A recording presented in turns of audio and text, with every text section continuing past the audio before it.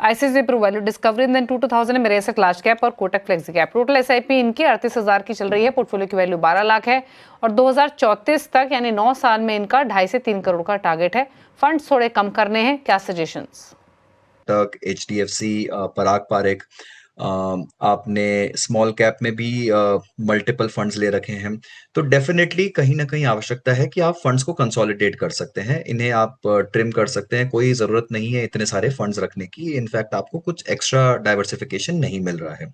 आपने एक अच्छा फंड ले रखा है जो कि एचडीएफसी इंडेक्स फंड मैंने देखा आपके पोर्टफोलियो में, which is a very good choice, Nifty 50, तो बहुत बहुत बधाई हो उसके लिए आपको। एंड अब मैं अगर आपके पोर्टफोलियो को थोड़ा सा आपके लक्ष्य के साथ में कंसोलिडेट करने की अगर मैं कोशिश करूं, तो देखिए जहां तक मैं समझ रहा हूं, 38,000 रुपए की कुछ मंथली एसआईपी है आपकी। 9 साल में अगर मैं 12% की दर को अज्यूम करूं तो करीब 72 लाख रुपए आप जमा कर लेंगे।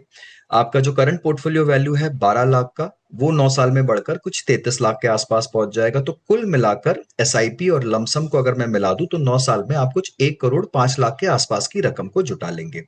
अगर मैं आपके सारे एसेट्स को सामने रखूं, तो सिर्फ म्यूचुअल फंड से आप 1 करोड़ 5 लाख जमा कर रहे हैं। आप पीपीएफ में अगर मैं 7.1 का रेट अज्यूम करता हूं तो कुछ 58 लाख, एफडी में कुछ 65 लाख, सुकन्या समृद्धि से कुछ 25 लाख रुपए, आपका जो गोल्ड का निवेश है वहां पर मैंने 6% की दर को अज्यूम किया है, वहां 25 लाख रुपए। एनपीएस पर हमने 10% की रेट अज्यूम करा है, वहां पर 10 लाख रुपए, और एलआईसी में हमने 4 लाख का लमसम पेमेंट लिया है। तो कुल मिलाकर 2 करोड़ 76 लाख के आसपास की रकम को आप जुटा लेंगे।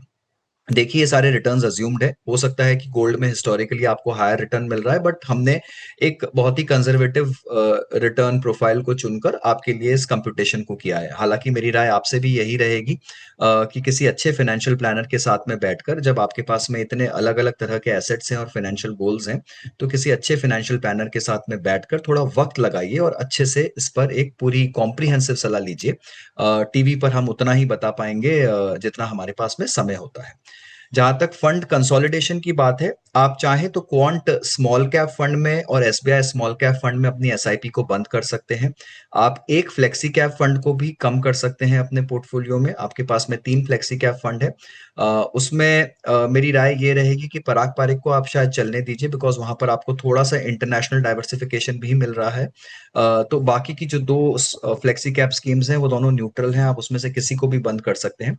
तो यहाँ पर ये 3 स्कीम्स आप बंद कर सकते हैं, तो इससे आपका पोर्टफोलियो थोड़ा कॉम्पैक्ट हो जाएगा, थोड़ा अच्छा लगने लगेगा, एंड बाकी I think everything is good in your portfolio.